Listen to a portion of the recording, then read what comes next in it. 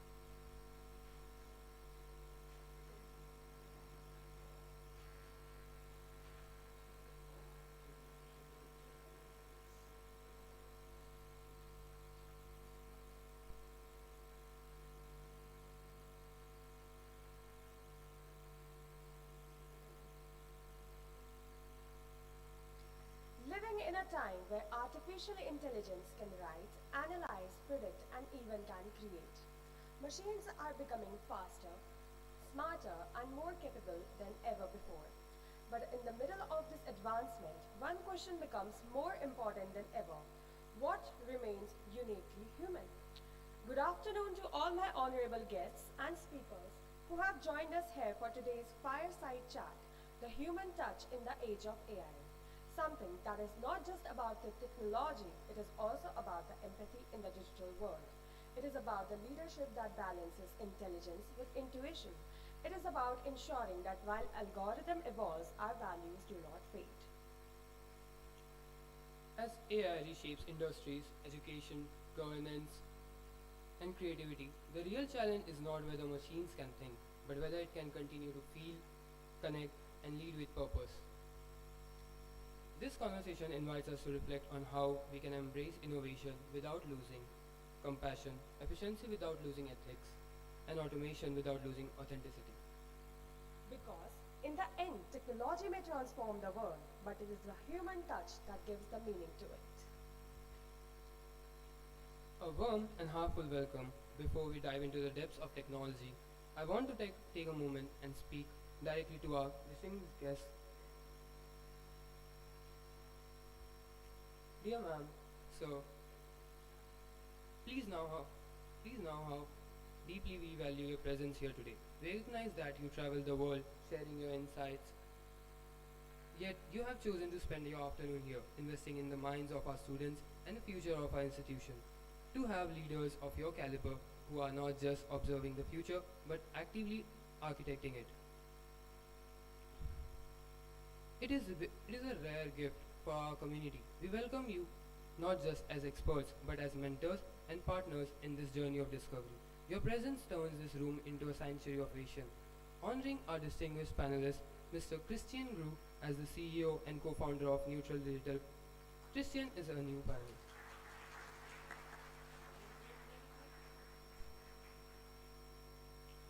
His work is immense in technology, doesn't just push the boundaries of what we say, it redefines how we experience the world around us. While many use technology to create distance, Christian uses it to create connection, building digital environments that feel deeply, tangibly real. Christian, your presence here offers our students a masterclass in how visionary leadership can harness technology to expand the horizons of human imagination. A warm welcome to you, sir.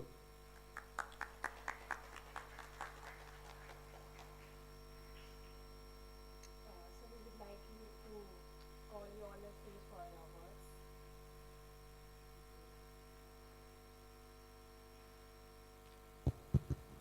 Hello. Hi.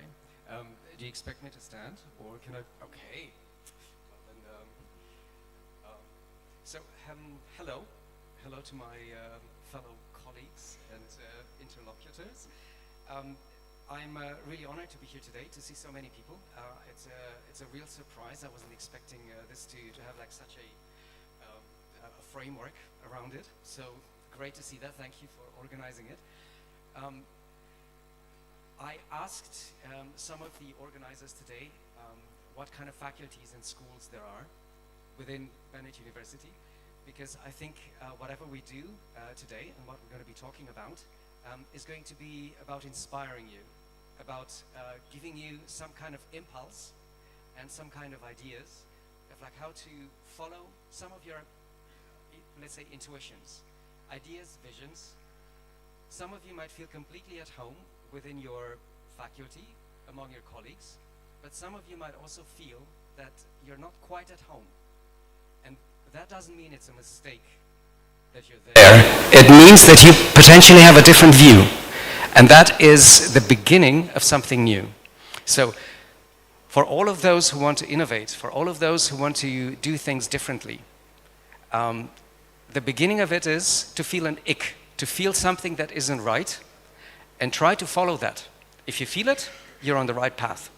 So with those words, I don't know how much you want me to say or to, I could talk for hours, but I'm happy to then, yeah, all right, thanks. Our next highlight of the day is a remarkable woman who gave us one of the most powerful quotes. Our deepest fear is not that we are inadequate. Our deepest fear is that we are powerful beyond measures. Portrayed beautifully in her book, A Return to Love, an American author, speaker, spiritual teacher, and a political activist. Known globally for her work on inner transformation, moral leadership, and societal change. Since 1980s, she has inspired millions through her books, talks, and media appearances, and is the writer of multiple New York Times best-selling books that continue to shape conversation around the purposes and consciousness. She is also the founder of Project Angel Food and a leader who brings moral courage and spiritual depth in the public policy and social changes. Please join me in warmly welcoming Marianne Williamson. Thank you, thank you. It's an honor to be here, particularly with those of you who are getting an education, thinking about things, learning about things that will affect your outlook on life for the next few decades of your career and of your personal experience. I know that you know that we are living in an extremely critical moment on the planet, having to do with a global situation where many stress points are putting humanity at an inflection point as a species. And there are many ways in which the collective behavioral patterns of the human race at this moment are somewhat malfunctional. And when this happens in any species, then a decision must be made. And that decision will be made collectively according to the behavior of individual groups of people. We will either evolve as a species, or it is absolutely reasonable to assume the possibility that over the next 100 years, we would fail to exist on this planet. We will not be saved by technology. We will be saved by the evolution of human consciousness. And technology and all of the tools of the world must be seen as a servant to what is essentially the moral development of the human race. That we begin to see that we are all in this together, that whatever field we are in must serve the larger purpose of the elevation of the human race. And it's an honor to be here, to be part of the conversation today, because this understanding, hard won by so many of us, is dawning on your minds in a way that will make you, in your generation, the actual decision makers which will decide, does humanity now enter a period of great darkness, or does humanity instead enter a period of great light? And it's wonderful to be here with all of you to dedicate our time spent together today to that possibility that the best years for the human race are indeed in front of us. Thank you for having me.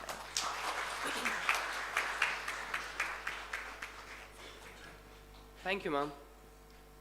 Now I would like to address our next guest, Kunal Dalal, sir. A thinker whose titles alone, Agentic Leadership Strategist and AI Parentologist, demand our attention. Kunal occupies a vital niche in today's landscape. He isn't just looking at how we use AI, but how we co-evolve with it by treating the development of AI with the care of a parent and a precision of a strategist. He reminds us that the machines we build are a reflection of our own values. Kunal, your focus on agency.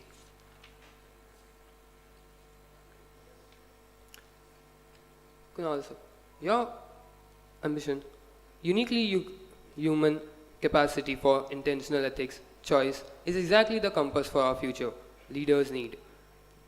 It is a true pleasure to have you with us. Thank you. It's so wonderful to be here. I am Indian, of course, my heritage. I grew up a part of my life in Kolkata. I haven't spent much time in Delhi, so this is nice to be able to spend some time here in Delhi. I think thank you for the introduction. My title, AI Parentologist, is something that I think I believe I'm the only one who has that title because I made it up for myself. But it first came from me raising my own child in this AI world. And I wrote my first book, The AI Parent, 2 years ago, about what it meant to parent in this space. And then since then, I've come to a place where it's not just about being a parent with AI. We are all parenting AI into this world. AI, as it's been in the public, is just 3 years old now. It's a little baby. And how we parent AI into this world is gonna not just affect AI, it's more importantly gonna affect who we are as we move forward. And you young folks right now who are in a position to move into incredibly important, critical roles in this incredibly critical moment it's a privilege to be here. So thank you all for being here, and can't wait to talk. Thanks.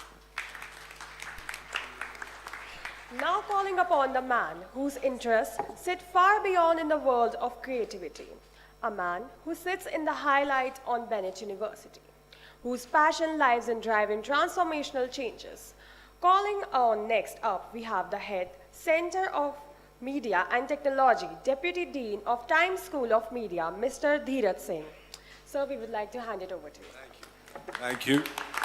Thank you very much for that wonderful introduction. So I want to dive really straight away into the topic that we have on hand, the human touch in the age of AI. We have an extremely well-represented panel. They are here in the city to attend the ET Now Global Business Summit, which is a summit of world leaders from different domains who come and discuss what's happening in the world today. And we are very privileged to have these special guests on our campus and to talk about things which are on top of our mind at the moment. We're talking about AI, how AI is going to be affecting jobs, how AI is going to be affecting our productivity, efficiency, and so on. But the important thing that somehow gets left behind is AI and the human touch. And Marianne has been one of the leaders in this domain where she's talked about the human connect through her books, through her activism, and also through her attempts at aiming for the highest office in the US, which is the president's office. And she tried 2 times to be nominated from her party to stand for elections. But somehow that didn't work out. We'll talk about that later. Recently, I heard a comment from you which said that we are becoming too smart and too stupid. It's a very telling comment, and coming especially from someone who's been following human development and the technology coming into our lives very deeply to a point where, as you rightly mentioned, it's an inflection point where we are trying to survive in this whole deluge of technological advances. What did you mean when you said this, that we are too smart and too stupid? In the 1800s, with the advent of the Industrial Revolution, there was a profound shift in worldview. The 20th century worldview became very different than the 19th, just as the 19th was very different than the 17th. And in the Western world, and then this Western mindset shift was in some cases exported, in some cases imposed upon different areas of the world. There was this split between concern with outer events and concern with the internal moral dynamics of a just, merciful, and good life. And this has caused an extreme imbalance in human consciousness. Today we are going through the same thing, except even more so. Even what you just said with AI, which of course we all understand the positive benefits and the positive potential, we all understand that, and we also understand that it's here, no matter what your opinion might be. However, even you're just saying it could create jobs, it could create human efficiency, and I can't remember the other word you said. And what? And productivity. I would like us all to remember that Auschwitz was very efficient. And Auschwitz was very productive. The most dangerous force in the world is the head disconnected from the heart, from humanitarian values. So I would suggest this is a much bigger issue than quote unquote a human touch. Even calling it a human touch in some way minimizes it. I think we're talking about the balance of human consciousness and all of us having a very adult and mature recognition that AI is like nuclear energy. Can it be used for productive purposes? Absolutely. But we must keep in mind the absolute destructive, not only capacity, but probability, should we not at this point, early in the game, introduce into the conversation an absolute commitment and intention that this will serve the elevation of humanity. Because if we do not have that proactive intention, it is unreasonable to assume that it will not serve forces that will enslave us. True. I mean, that's very well put. There was a certain time in the 60s when we had a lot of flower power generation. They used to talk about these concepts, and they were always in the margins. They were not in the central mainstream. But somehow today, with the onslaught of technology, people are going back. So there's a pushback in society where people are realizing the importance of human touch. We have Kunal, Dalal, who is also using technology in a very, very powerful way, advocating for something which is actually the need of the times. He spoke about it briefly in his introduction, AI Parentology, where I think that whole need came from your own personal experience during COVID time when he had 2 very young kids to take care of. And he wanted to find a way to navigate as a parent life for them, make it easier for them. And he's using technology now not just to enhance that parent experience, but also talk about it with other parents who can gain from his knowledge. So tell us, how did it actually start, Kunal? Where was the origin of this idea of AI parentology? Yeah, I think. Hello? Okay, yeah. Yeah, so it started when I had my young child, and COVID was starting to wind down. But I was stay-at-home dad with my little boy, and one night one of those middle of the night, 3 a.m, baby's screaming, and I don't know what to do. And I said, oh, there's this ChatGPT thing that came out. Maybe it could tell me some jokes. And so I just went outside and I said, hey, just tell me some jokes. It's 3 a.m, tell me some jokes. And the jokes were terrible. They were some of the worst jokes I've ever heard. But it was exactly what I needed in that moment.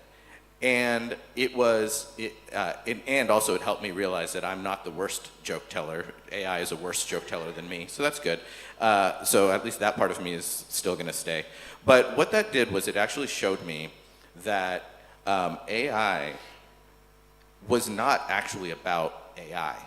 It was actually about me, and it was actually about my child. And I want to kind of second what Marianne just said around human touch being sort of this external type of framing where AI, I think we talk too much about AI in terms of efficiency, productivity, and all of that, because that's the mindset we live in a competitive space where we're trying to be more efficient, be more productive. But in fact, that is just automating and systematizing a system that's already broken. And if we AI-ify that system, then I'm afraid it's going to be even more insidious than what it has been in the past. And so that's what I mean when I say we need to parent AI. We as humanity, we sometimes think I need to get onboarded onto AI. I need to learn about, actually I believe it's the opposite. We need to onboard AI into us and who we are as people. That is what AI is going to be. AI is just a reflection of who we are, right? It's not a thing of it on its own. It's just a reflection.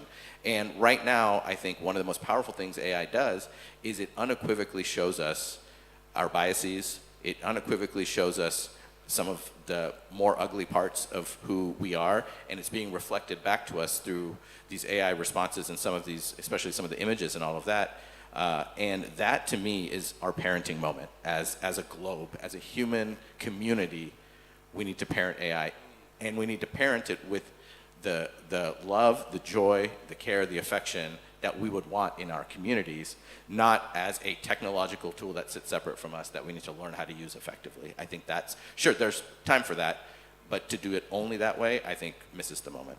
That's amazing. I mean, compared to the other industrial revolutions, when we had the printing press and we had industrialization, this is something which is like overwhelming us at some point.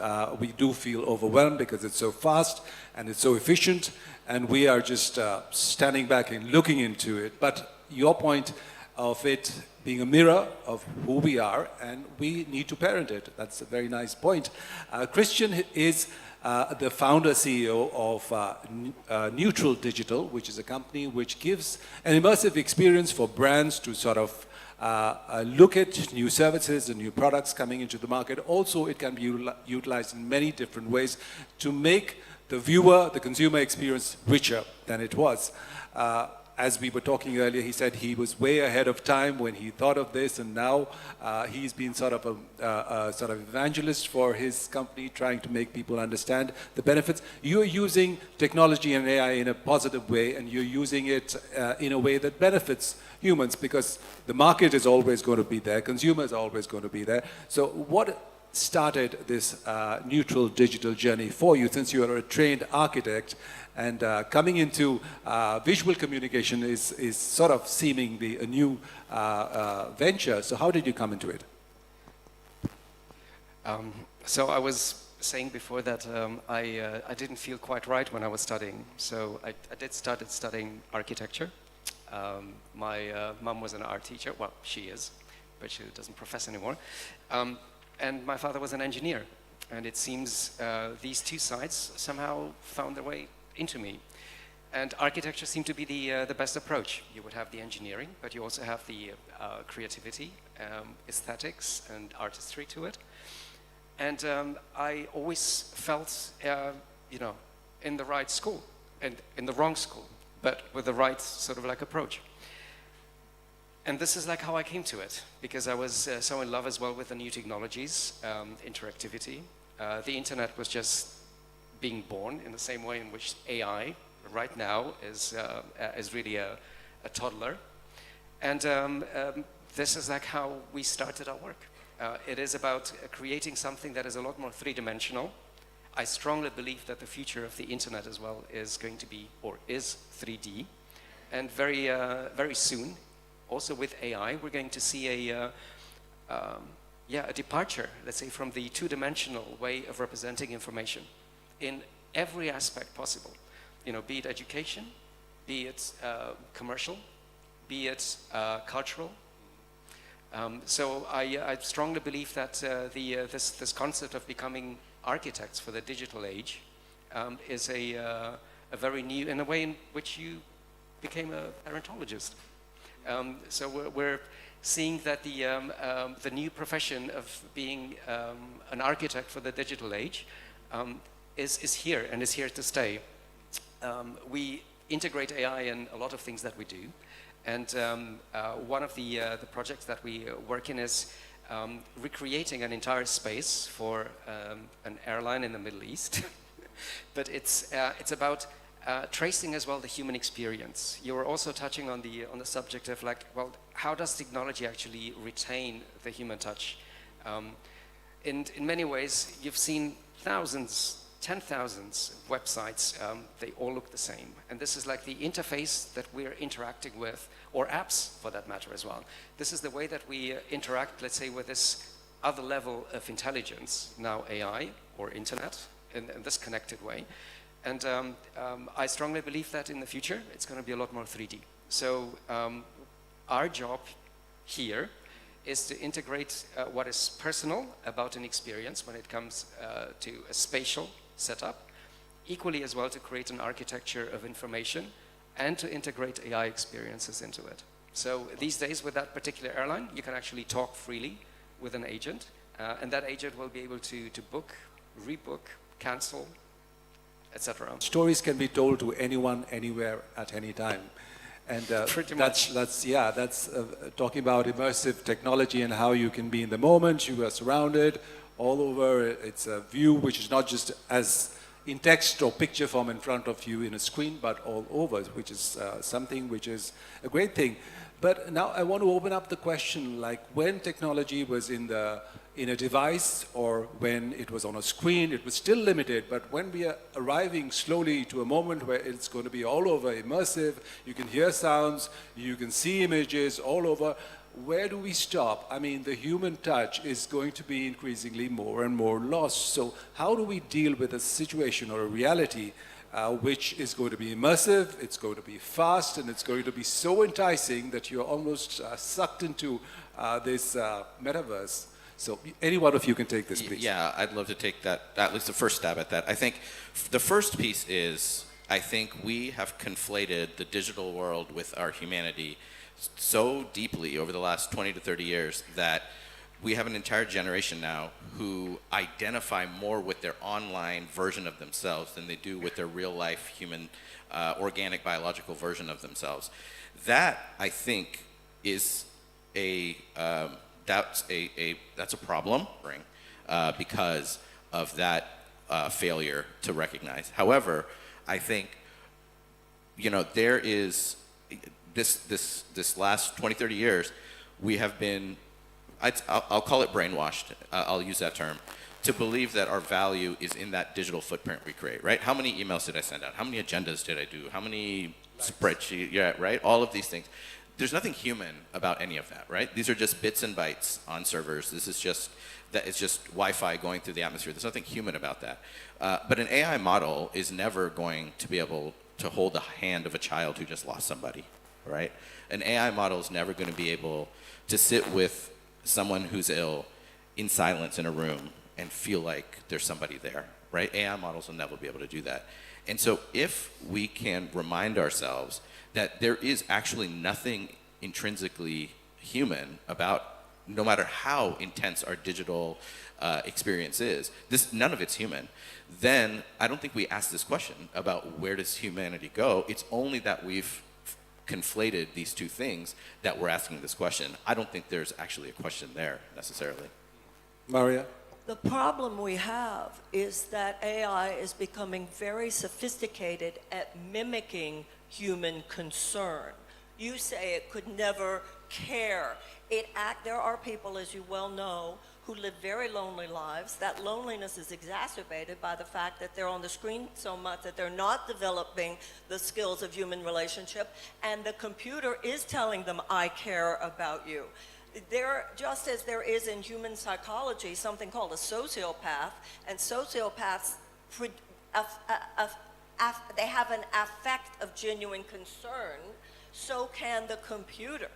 And so you and I, having been brought up at a time before technology, can see the difference. You've got young children today, and you're just at the point where this is for you to so get this now, because we have generations now growing up that have never seen the real difference. In fact, some of these kids are actually exposed to concern coming from their tablet more than from their parents. So I think we should be, as a society, as a human civilization, having very, very sophisticated conversations about brain development in young children, and that it should be a major mainstream conversation, that technology perhaps should not even be introduced into the life of a child until such time as we need more understanding of the brain development and what it takes to have moral development, intellectual development, critical thought, before you're even exposed, so that you have a more sophisticated inbuilt knowledge that this thing could be fooling me, no different than a human being could be fooling me. We have a whole generation which is digital native. They've been growing up with technology and with devices, whereas thankfully there are others of previous generations who know the difference, who can spot the difference. How does education come into the picture, because a lot of our systems of education are still there. We have primary, secondary, and higher education where students are taught, but somehow we've not been able to, even the best of countries have not been able to adapt, negotiate the challenges being thrown up by technology into the curriculum. You've called education system archaic. So what inputs do you have for us educators and universities to sort of bring in human values, bring in a very important aspect of navigating this whole cesspool of technology where there's confusion as much as seduction on both sides? How do we navigate that? Kunal, or maybe Christian, yes. Well, quickly. So what you were saying, Miriam, we are really at a turning point. I'm trying to, because of AI, and it doesn't only touch on the education and the development of children or us as humans, but I was trying to think like, is AI just a tool? Is the internet just a tool? Are the industrial tools that we developed just tools? Is the sort of like the printing press only a tool? I can guarantee you that when Gutenberg invented or developed as well the printing press, we will have had people saying, don't let a kid have a book because we don't know what's going to do to it. Let it play with like whatever, let it. I don't know like what the kids were doing or what your education looked like back then. So what I'm trying to do is draw an analogy. We've always introduced new tools. Tools, yes, that help us physically, but also tools that help us communicate and also gather, collect, keep information for future generations. So is AI now just a tool, or are we really at a turning point that we've never seen before? Well, I'll give you an example of just talking about as education, and we're talking about young kids. So I started, and Marianne, you're not going to like this probably, but I started using AI with my child when he was about 3. But he doesn't use it. We use it together. And here's an example of how we do it. One of the ways in which we use AI together is I'll come home from work, or he'll come home now. It used to be daycare and now it's school. And you know how hard it is to get a kid, how was your day? Fine. Oh, how was fine? Nothing, right? This is impossible. And so instead of me asking him about his day, what we instead do is we just narrate our days. What did I do? Okay, I came to this university and we talked about, AI and all of that. And then we went back and we were at this conference. So I'll just say that and record it. And then he'll record what he did for the day. Oh, I played with Connor. We found a lizard in the dirt. We played in the mud for a minute. And then I asked, based on these two stories, what's one way that we both contributed positively to the world today? Find a common way that even though we lived separate lives, that we contributed together to the world positively. And then it'll give me some response. And AI is good with this, right? Good with pattern recognition, good with that kind of thing. And so it will give me a response. So then I can read that to him and say, oh, this is a way that even though we live separate physical lives today, here's how we positively affected the world together. And then I'll take it another step further and I'll say, embed that in some indigenous ancient wisdom. It can be from any country, anywhere. So find how we not only connected with one another today, but we actually connected with our deep ancient humanity through whatever we did today as well.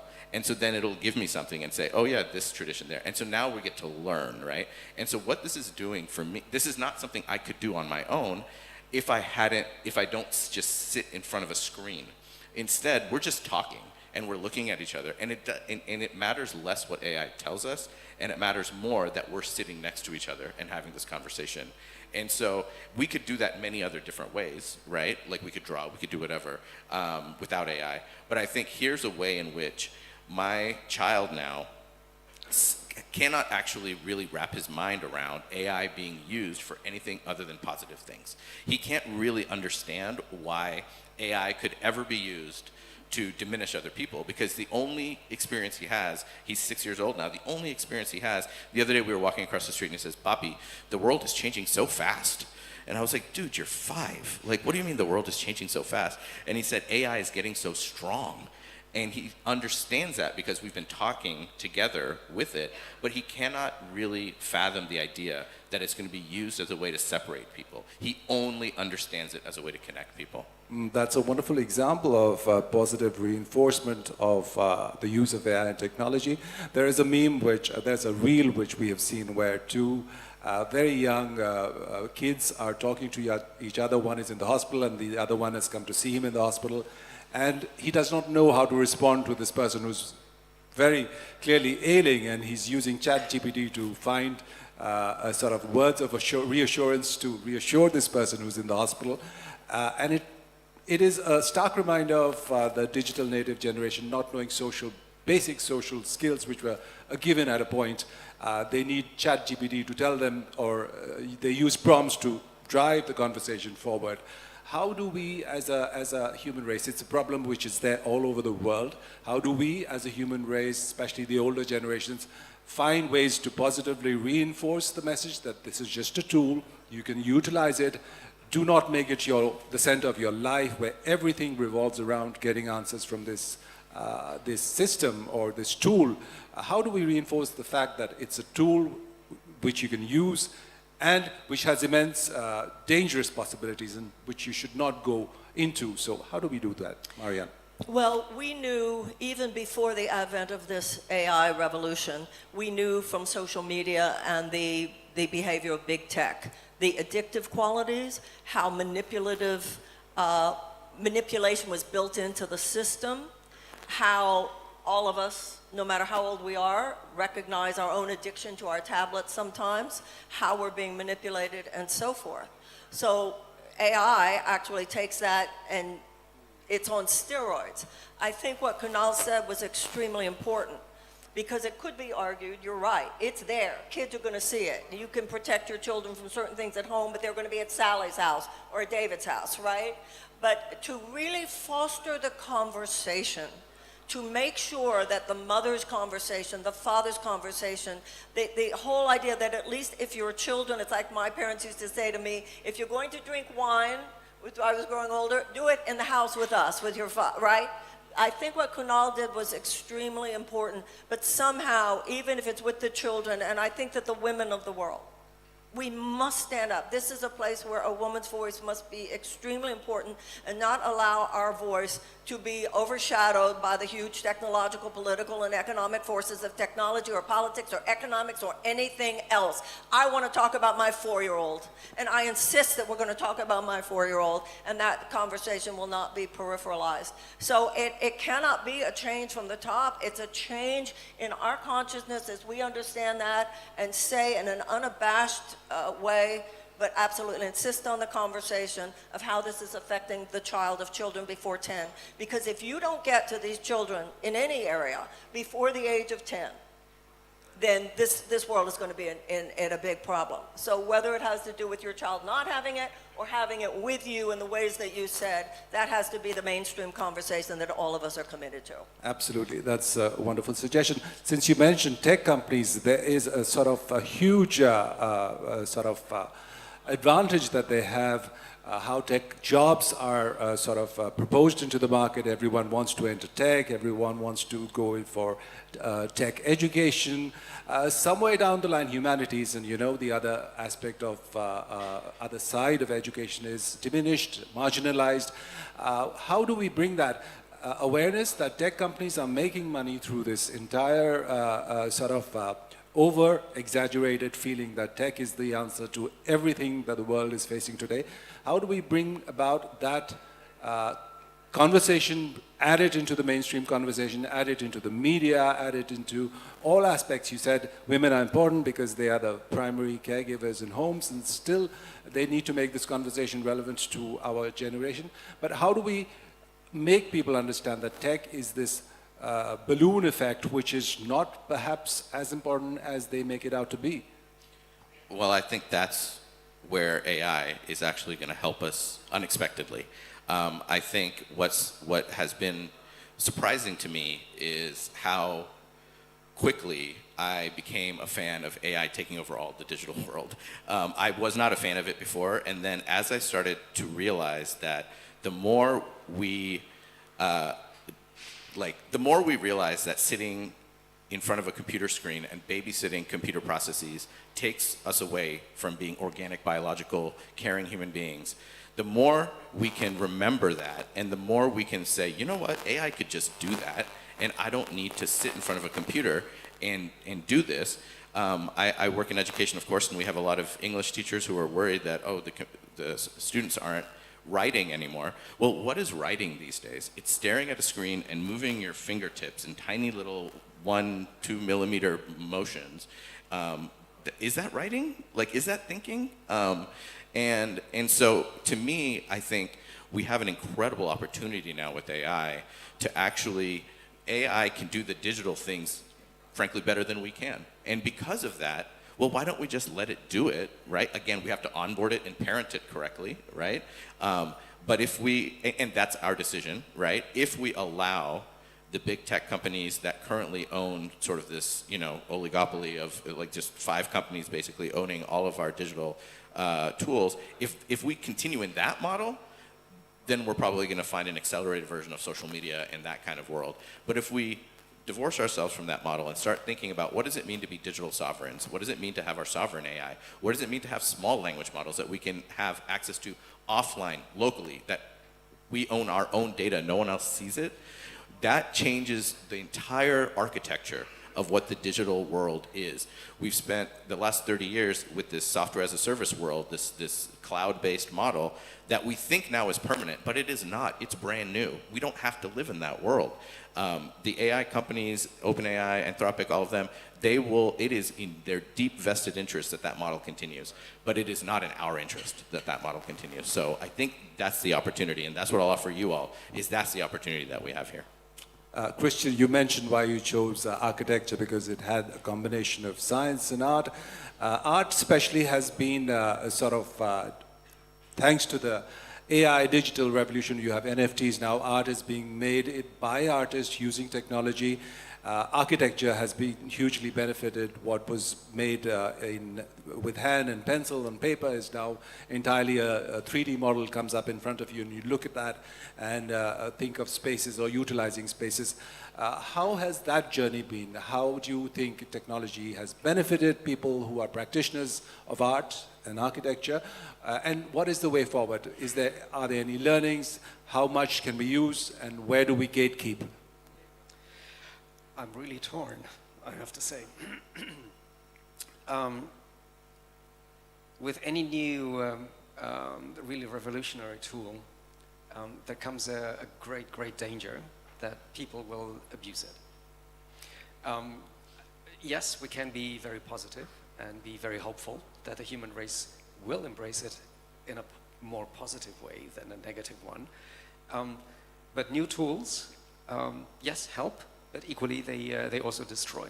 So when I was studying architecture in my first 2 years, I was already using computers to create drawings that were mandatory. And my tutors told me, if you come with another computer drawing, you will fail this course. I mean, I don't have to tell you, you know, computers and drawings, etc., and everything technological is here to stay. So even if you find great resistance in many of the areas, try to put a really moral, ethical, positive spin on it, or your version of it. So what we're talking about today here among us is for the benefit of these guys here. So I would say try to embrace it, try to make the best out of it, try to be as informed as possible, try to have a moral compass, try to be exposed to history, to what has been happening in the past, to allow us to move forward. Yes, we all have mobiles, so you're either in the Apple sort of garden or you're in the Google garden, but those technology companies have your data, whether you like it or not. So I don't know what kind of revolution needs to happen for big tech companies not to have our data. With AI, it's going to be even more extreme. So when it comes to art and, let's say, creativity, again, I'm very torn because I see like what is happening, let's say, with the visual arts. What we weren't able to do a couple of years ago, just giving you, let's say, the image creation, AI, or even video these days, like the deep fakes, it takes a couple of seconds or a couple of minutes for someone who understands a prompt. Is this dying? No. to create something that is, it's AI probably trying to cut me off. No, but what I'm saying is, or trying to say, is AI is here to stay. It's already here. We don't get it, how deep it is already integrated in everything that we do. Try to use it in a sort of positive way, if you can. And I'm hopeful that we can all make a difference also with AI. It certainly has helped me. It has helped like what we do. It changed as well the way that we do things and see things. Even within our company, and you know, we're doing digital innovation, we had an entire battalion of people being against AI. And I had to take a couple of people to the side, which I thought like were a lot more interested in this, for us to create a small little troop of people to actually work with AI. So even without within digital innovator teams, we had resistance to AI, believe it or not. Hello. Yeah. Now I'd like to open the floor for questions. Our young minds who've been listening very patiently to our conversations. Please pass the mic on to members of the audience. Someone already has raised a hand. Please ask your question, introduce yourself and tell us who the question is for between our three panelists. Please give him a mic.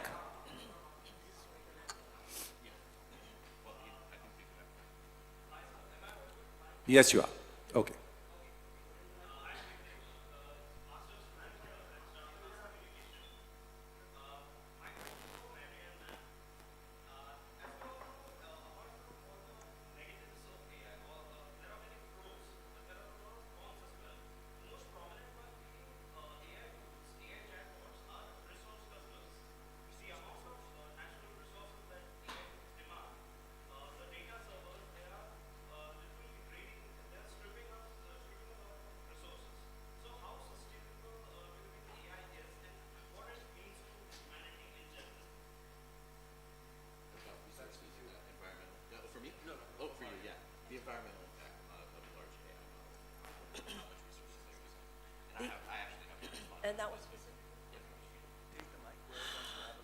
The environmental impact of these huge data centers is overwhelmingly negative.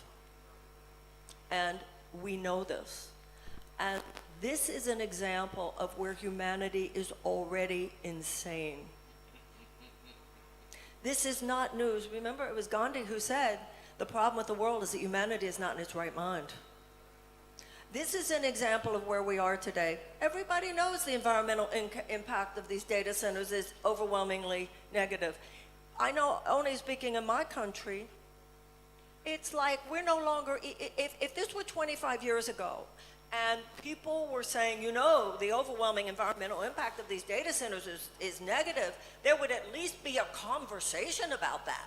There would at least be a debate about it. Today, these forces are so huge. The economic and political and social forces are so huge, we don't even bother to have the debate. And if we have the debate, we know, well, we're just kidding ourselves anyway. This is exactly what I mean. Must be repaired. That's why at this point in your life, certainly your education, the moral inquiry, the spiritual inquiry, the ethical quality, what is good? Because right now, what makes money is running roughshod over any level of questioning what is good. And if we don't address this now, God help us, or at least help our grandchildren. And let me add something as well. Thank you. Thank you. There's also, so I asked this question of the work that I was doing, and I heard about this big data center that they were building in northern Canada because it was cold, so they didn't need to cool it, right? And so then I, in my head, started thinking, why are you cooling this? It's in northern Canada where it's hard to grow food. Can we use the heat to actually grow food? And so then I used an AI that used a bunch of resources to figure out how we could use less resources. And I, through a bunch of deep research models, we actually found a model where you could create, the data center actually has to be massive in order for this to work, where you actually build an actual farm inside an actual data farm. So your servers are sitting next to mango trees or avocado trees and mushrooms and aquaculture. And so first I saw that and I thought, this is crazy. This is just me making stuff up. And so then I got on a call with a former oil and gas executive who now builds, I think he's trying to clear his karma. Yeah. And so I went through it and he said, well, the numbers look okay, and it looked like this farm could produce 15% of all produce for the entire province of Alberta. That was my numbers. He went through it and got back to me 2 weeks later, and he said, oh, no, it's not 15%, it's 100%. We could have 100% of the produce that Alberta needs made in that server farm, and as long as we use some regenerative something, like some solar, some geothermal, this can actually become carbon negative. So what it gets sequestered in the food is actually more carbon than what it takes to go in it, right? So then the next question was, well, then why don't we make it? Well, because it's a lot more lucrative to sell fossil fuels than it is to not sell fossil fuels. And so the powers who control that are going to decide whether this gets built or not. And so, like Marianne said, this is not a question of whether we can do it. It's a question of, does the system, do the powers that inhabit the system, can we re-steer those? And that's the question that, I don't have an answer to. I think what Kunal just said was extremely important, and it had elements that all of us should be very aware of. First of all, we have in this world, all over the planet, the geniuses we need, the best practices that we need, the expertise that we need to be compensatory, to bring the positive, and to bring regeneration and repair in any problem that confronts us. That's number one. Number two, it took one person. One person. You were not President of the United States, you were not Prime Minister of India. One person who said, we could come up with a solution. There might be a better way. I think it's interesting that it was a master of the old order feeling his conscience or her conscience. Fine, we'll take it. We'll take it. Just repurpose your expertise. That's really what global leadership is about right now, of the old order repurposing its expertise. So this was very, I hope everyone here will remember this. You don't have to be a power of the world, as the old order defines it, to be a person who simply stands up and asks the question, and you will find more and more in the world today, a more sophisticated, you'll find people who already know enough to know, well, we actually could do it this way. So bravo to you for saying it. Bravo for that person. And I hope that that will be a seed in the hearts of many people here who will simply be willing to voice the moral questioning in a system and will be met by the level of technological expertise that allows us to move through this passage into a better world. That was a really beautiful, beautiful story.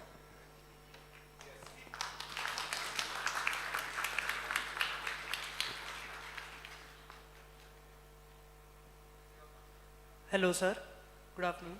My name is Sabir Rajvanshi. I am a BTech Computer Science undergrad, currently in third year. My question is for Christian, sir. How do different global markets respond to the AI-driven immersive experiences today? Like, for example, the AI plus immersive technology in Dubai, in US, in UK work in the same way, or do we need different strategies for them? Yes, thank you.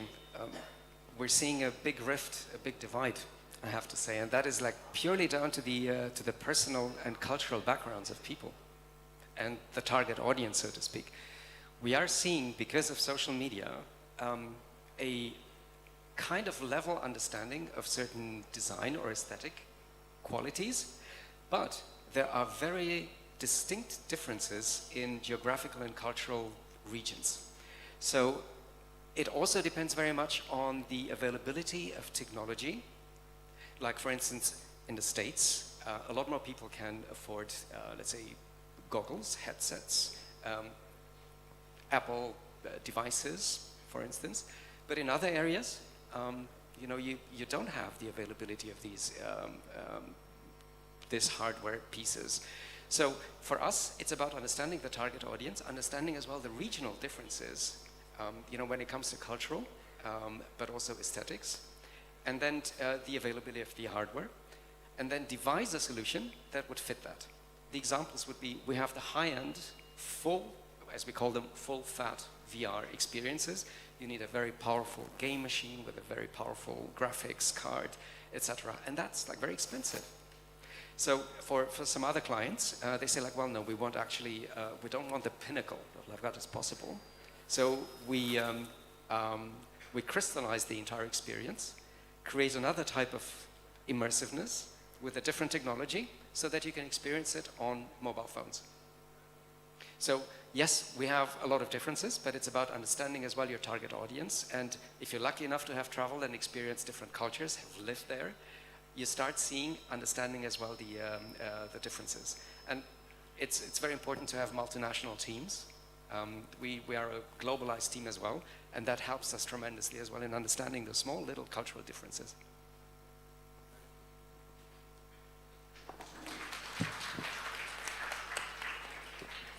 Good afternoon. My name is Sarthak Singh. I'm a CS student here. My specific question is for Ms. Williamson.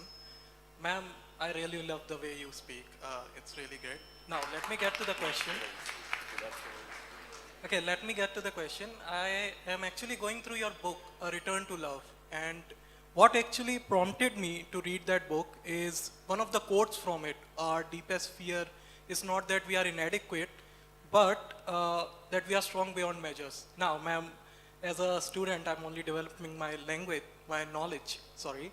So I could only understand enough from it. Could you, in your own words, elaborate what it actually means? That would be really gracious out of you. Forgive me, I have hearing issues, and so Kunal is. Oh, our deepest fear?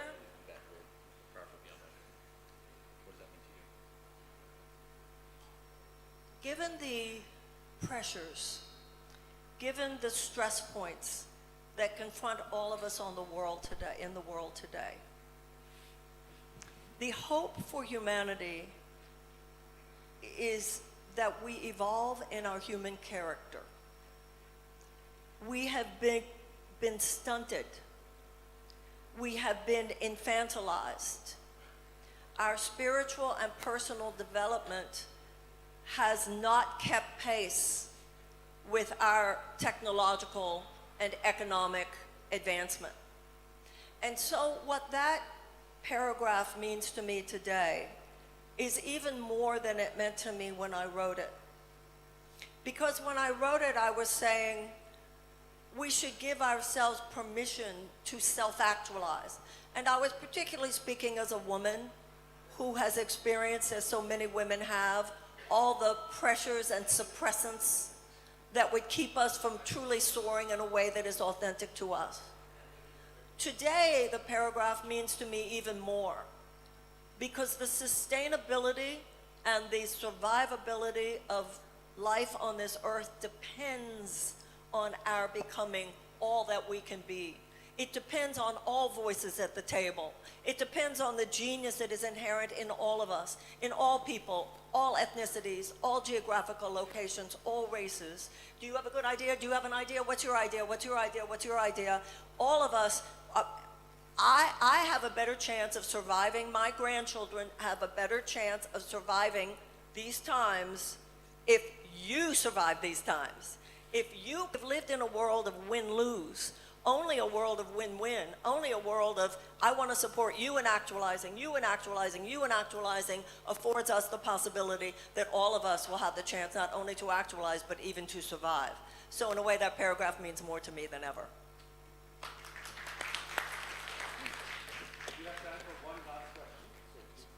Good morning, sir. My name is Himanshu. I'm a third-year CS student here in Bennett. So my question is for Kunal, sir. So we recently saw European Union trade and tariff reduction. So what do you think how AI can influence here and improve the business exports over the next few years in India? While I'm not fully familiar with that, and maybe you can take a piece of this as well. I think in general, I think the idea that I think AI right now is a very asymmetric thing. In that means that some entities have a whole lot more power with AI than other entities. And when we start to then mix in global economics into that question, then we really start to face this sort of dichotomy here around are we gonna maintain those power structures that exist? Right now, for example, globally, the United States and China sort of almost own most of the AI, right? Europe is starting to get there. There's a few models that are starting to get there. But as AI starts to develop further, I'm convinced we're actually moving away from these centralized models and moving more into more democratized, smaller models. And how that shifts there, now that becomes an entirely new question. I'm going to let Christian talk a little bit too. Yeah. I just made all that up. Your question is very pertinent. The topic of free trade is a contentious one. The European Union, for instance, has been negotiating a free trade agreement with the the majority of the South American countries for more than 2 decades, almost 3 decades. Now, center stage, enter India, and it's becoming an incredible magnet of political powers that are trying to influence certain things. And the European Union with India, so a great way to actually influence as well what is going on with Russia. So suddenly, the European Union, and I don't believe that that has anything to do with AI, but very low-level human strategy, to be honest. So, India, please don't buy any more oil from Russia, and we give you free trade, so that we can get someone to stop a war in Ukraine. But potentially AI in the future is going to have a real impact. Maybe economic experts will be able to use AI to model certain outcomes, and maybe someone will be able to make better decisions based on those sort of like models. But needless to say, I'm a big fan of the free trade agreement, and I can't wait to see like what's going to come out of that. One last question. Good afternoon, panel. I'm Diva, and I'm a third-year BTech CSE student. My question is for Kunal, sir. if you have to restart your career again in 2026, what would you do and what would you focus on as a student?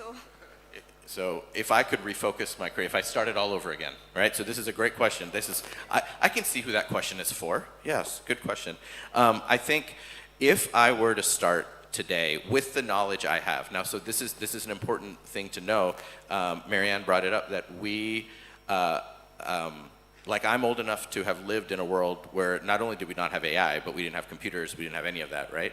And I think right now we have digitized education, digitized our existence so deeply that we have shot ourselves in the foot in this next stage where AI is going to not be just a tool, but AI is going to be the infrastructure.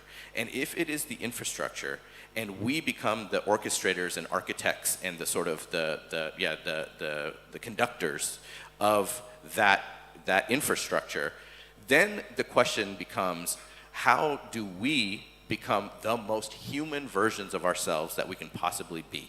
And so with all of what I know from my past and having lived in an analog world and having come to the digital world and now an AI world, what I would focus on is how can I think about this technological moment that we're in, this incredible and very fragile moment that we're in. How can I use this as a moment for radical connection, radical collaboration, not to rehash this zero-sum competitive world that we have right now? Because if we're going to compete with one another, AI is going to win that battle every time. We're only going to have something, the only thing we have left is our human collaboration, our human community. And so my sort of hope is, and this is why I say, like, education, we have to start over with education really, is this idea of don't look left, don't look right, a siloed brain, the tortured writer who sits by themselves and write that day, we're not going to compete with AI if we think like that. So, and I don't know what that means profession-wise, because that's all going to change now too. But the first and most important thing is, how do you connect on a human level with other people? How do you lead thinking that is novel, that has never been thought before? How do you go there? And AI can be a help with that, sure, but AI is not going to lead you there at all. So that's what I would offer. Thank you. Marianne, do you want to give your last comments before we wind up? I just want to submit to the room that there's a vision that we can have, that we hold in consciousness, because an idea does grow stronger when it's shared. The common theme here has been technology serving us, rather than human beings serving technology. Nothing is good or bad in the world except as is determined by the purpose we ascribe to it. So what if we saw that we could use AI collectively, and to say to AI, within the next 100 years, we want war to have become a memory. Within the next 100 years, we want the oceans and the rivers and the sky to be repaired. Within the next 100 years, we want the eradication of poverty. Within the next 100 years, we want only healthy production of food and the most positive application of healthcare.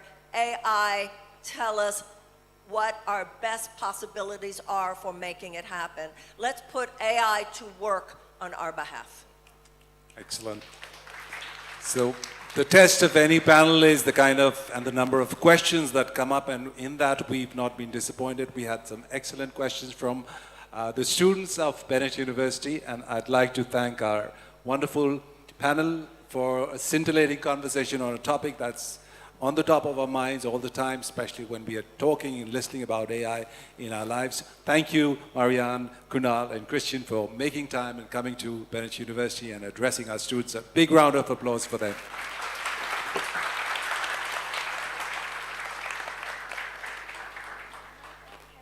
A special acknowledgement of leadership, an event of this intellectual caliber would not be possible without the foundation support of our academic leaders. For the vote of thanks, I would like to call upon Sanjeev Kumar, Sir, School of Liberal Arts.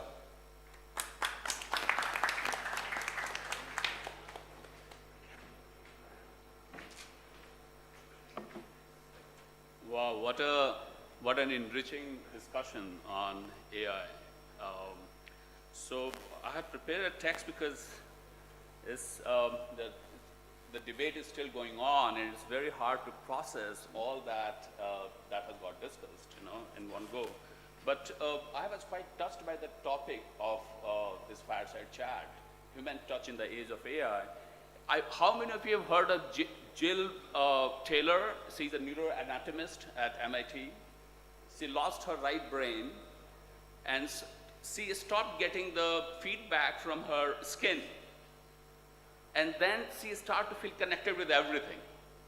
So human touch is at the core of the way we define ourselves. And so what AI has done, it is forcing us to think who we are. And this whole discussion that we just conducted here is going to be very important in framing how to tackle this AI. And I feel India is going to play a major role in humanizing the way we will handle AI.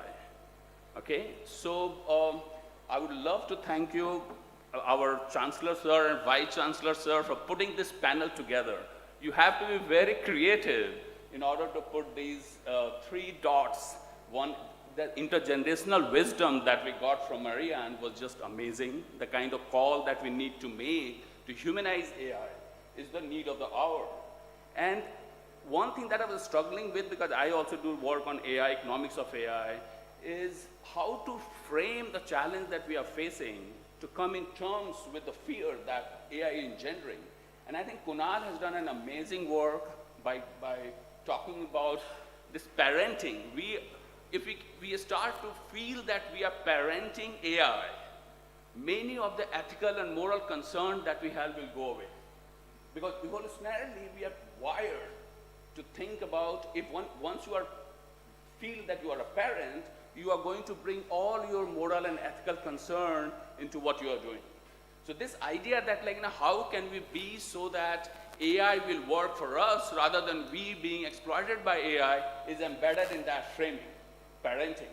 And that this whole immersive technology, I feel going forward, we are going to indulge in a lot of meaningful trade, and that will be facilitated by the immersive technology of the kind that Christian is working on. So that way, different countries will get to sense which commodity and services they should bring from other countries. And that immersive technology can allow. So this was an amazing, beautiful panel that we had. And going forward, this is a very enriching discussion. It is going to take a lot of time for me to process all that we discussed here, but we will continue with this discussion and debate. Thank you all. Thank you.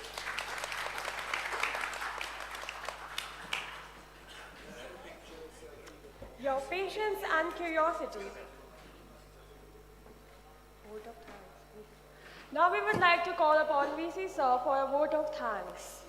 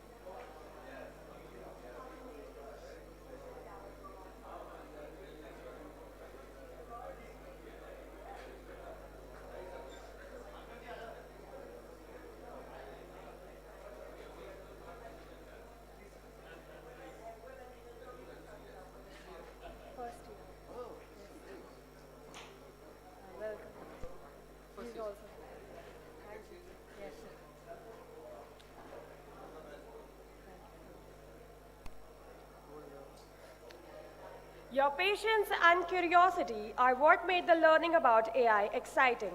Thank